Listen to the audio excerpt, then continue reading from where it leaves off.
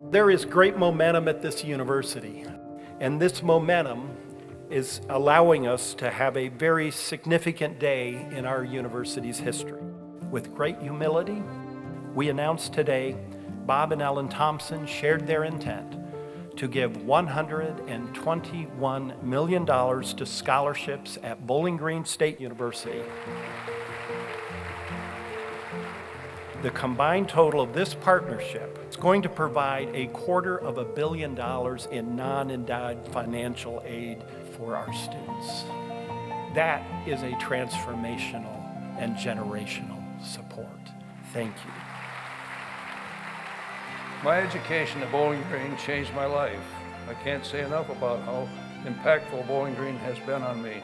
I know and recognize the education has changed my life. I wouldn't be standing here if it weren't for Bowling Green. If you remember on one thing from this speech, please remember this.